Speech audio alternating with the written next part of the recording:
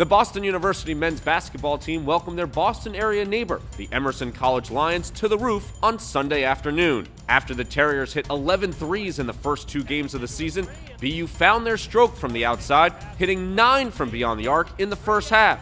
8 Terriers connected, including Andrew Petcash, who had 2. On the weave, Villarino gets it to Petcash. Why not? Another 3. Zach Waterhouse was instant offense off the bench for the Lions as he scored 11 points in just 12 minutes of action. Jordan Guest and Suk Matone took over the paint for the Terriers, combining for 19 points and 7 rebounds in the first half as the Terriers shot 64% from the field and led 57-30 at the half.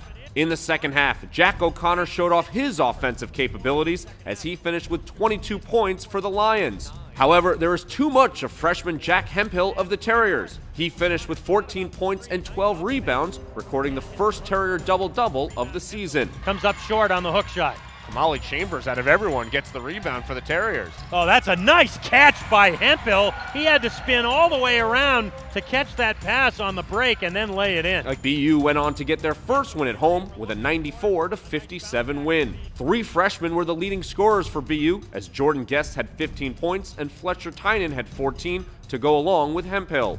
The Terriers will now hit the road for 6 straight games, starting with the Albany Great Danes on Wednesday night.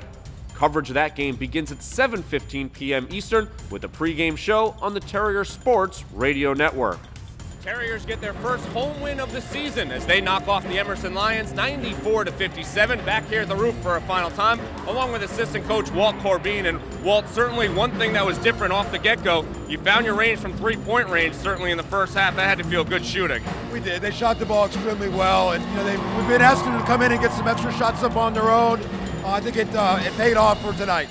At the end of the first half, we heard you talk about really kind of making adjustments in the second half, wanting to see more defensively. What did you see in that second half as both teams kind of went through a scoring drought midway through that?